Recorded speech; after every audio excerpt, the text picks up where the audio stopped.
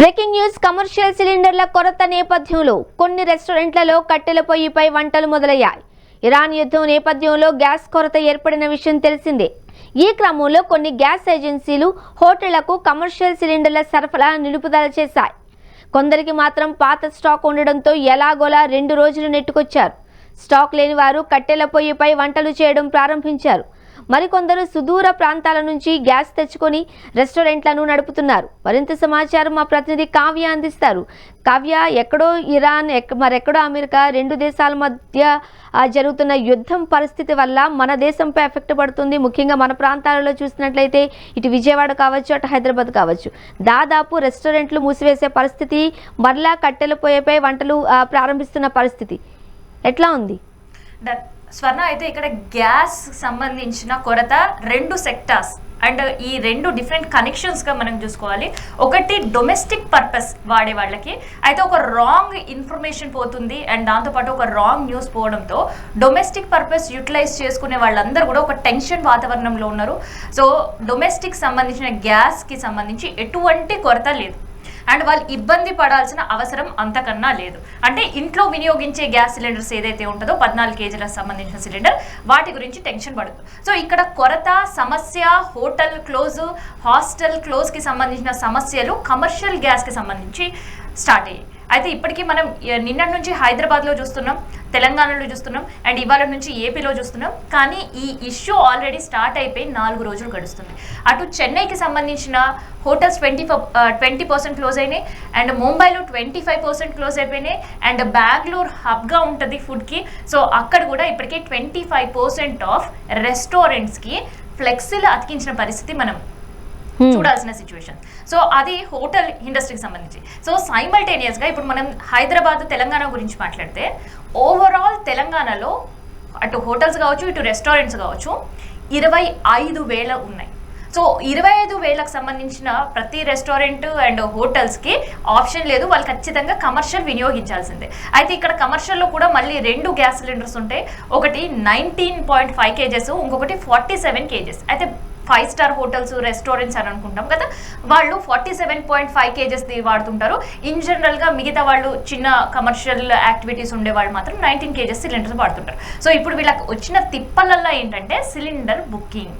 So కేంద్రం తాజాగా తీసుకున్న నిర్ణయం వల్ల డొమెస్టిక్ వాళ్ళకి ఎట్టి పరిస్థితుల్లో ఆపొద్దు అండ్ ఇబ్బందులు పెట్టొద్దు అని చెప్తూనే కమర్షియల్ని కట్టడి చేయాలనే ఇండికేషన్ కూడా ఇచ్చింది.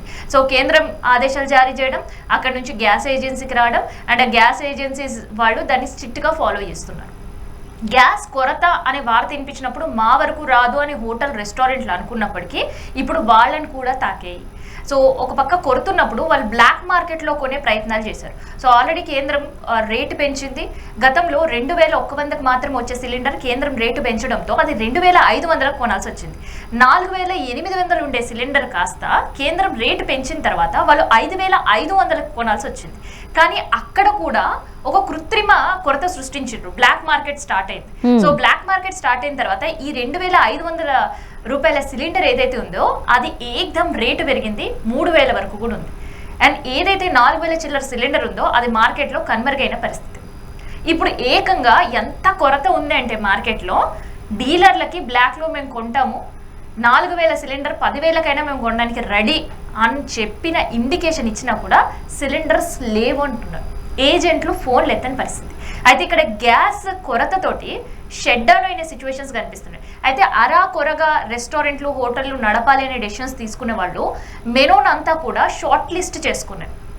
దేనికైతే ఎక్కువ గ్యాస్ వినియోగం ఉంటుందో సో అవన్నీ కూడా మెనూ నుంచి అవుట్ అయిపోయిన పరిస్థితి. ఈవెన్ అది బ్రేక్ఫాస్ట్లో కావచ్చు, లంచ్లో కావచ్చు. అంటే ఒక నామినల్ ఫుడ్ మాత్రమే పెట్టాల్సిన సిచ్యువేషన్. అండ్ ఇక్కడ చాలా హోటల్స్ ఏంటంటే మిగతా ఎలక్ట్రిక్ వాటిపైన ఉండేవి అండ్ ఫ్రైస్ ఇట్లాంటివి, డీప్ ఫ్రైస్ ఏవైతే ఆయిల్లో వేగేవి అండ్ సిలిండర్ ఎక్కువ వినియోగిస్తారో సో వాటిని కట్అవుట్ చేసి ఎలక్ట్రిక్ వాటిపైన వండే పదార్థాలు మాత్రమే వడ్డించాలనే డెసిషన్ తీసుకుంది అండ్ మెనూలో అవి మాత్రమే యాడ్ చేసింది. అంటే ఇంకా deep oil fries, deep fries, dum biryani లాంటివి కూడా ఇంకొక 2-3 రోజులైతే కనిపించని పరిస్థితి కనిపిస్తుంది హోటల్స్, రెస్టారెంట్లు. కావ్య. చాలా కూడా షట్ డౌన్ అయిన సిచ్యువేషన్స్ కనిపిస్తున్నాయి. కావ్య. నిజంగా ఒక 2 రోజులు అయిన తర్వాత స్వర్ణ ఇవి షట్ డౌన్ అయ్యే పరిస్థితులు కనిపిస్తే దాదాపు 25,000 హోటల్స్ తెలంగాణ వ్యాప్తంగా ఉంటే అందులో 60% హైదరాబాద్ లో ఉన్నాయి. సగటున 10 లక్షల మంది ఈ హోటల్స్ పైన వర్క్ చేసే సిచ్యువేషన్స్ కనిపిస్తున్నాయి. సో వాళ్ళ కుటుంబాలు రోడ్డు మీదకి వచ్చే పరిస్థితులు అయితే కావ్య, ప్రస్తుతం మనం చూస్తున్నాం హోటల్స్లో దాదాపు కాఫీ టీలకే పరిమితం అయ్యేలాగా ప్రస్తుత పరిస్థితులు ఉన్నాయి. బట్ ఇక్కడ మనం గుర్తుంచుకోవాల్సిన విషయం ఏంటి అని అంటే హాస్టల్స్. చాలామంది విద్యార్థులు ఇక్కడికి వచ్చి చదువుకుంటూ ఉంటారు, హాస్టల్స్లో ఉంటారు, పీజీస్లో ఉంటారు, ఉద్యోగాలకు వెళుతూ ఉంటారు. వాళ్ళ పరిస్థితి ఏంటి? అక్కడ కూడా సిలిండర్ల కొరత వల్ల ఫుడ్ ఉండే పరిస్థితి కనిపించట్లేదు. కొన్ని దగ్గర అయితే మనం చూస్తున్నాం పాతకాలంలో లాగా మళ్ళీ కట్టెల పొయ్యిలు ఉపయోగించాల్సిన పరిస్థితులు కూడా ఉన్నాయి. మనం సోషల్ మీడియాలో చూస్తున్నట్లే చాలా వీడియోస్ కూడా కనిపిస్తున్నాయి. మరి హాస్టల్స్ పరిస్థితి ఏంటి? స్వర్ణ, అయితే సోషల్ మీడియాలో వైరల్ అవుతున్న వీడియోస్ తెలంగాణవి కాదు. సో విజయవాడలో ఒక హాస్టల్లో ఉదయాన్నే అక్కడ ఉండే గెస్ట్లకి టీ కాఫీలు టిఫిన్లు చేసి అట్లీస్ట్ ఆ బ్రేక్ఫాస్ట్ అయినా సర్దే ప్రయత్నంలో కట్టెలు పోయి వెలిగించి అక్కడ ఉంటున్నారు. ఇక హైదరాబాద్ ఒక హబ్ హోటల్ రంగానికి కావచ్చు, ఈ హాస్టల్స్ కి కావచ్చు. ఎందుకంటే ఇక్కడ ఉద్యోగాలు చేయడానికి మిగతా యాక్టివిటీస్ కి చాలా మంది వస్తుంటారు. అట్లా 11,000 హాస్టల్స్, పీజీస్ ఇక్కడ హైదరాబాద్ లో ఉన్నాయి. ఆ 11,000 హాస్టల్లో 10 లక్షల మంది ఉన్నారు.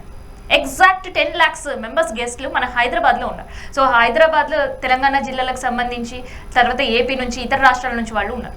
సో ఆల్రెడీ తమిళనాడులో, చెన్నైలో మనం ఒక ఫ్లైయర్స్ తిరిగాయి, ఒక నోటీసులు కూడా తిరిగాయి, సర్క్యులేట్ అవుతున్నాయి మనకి.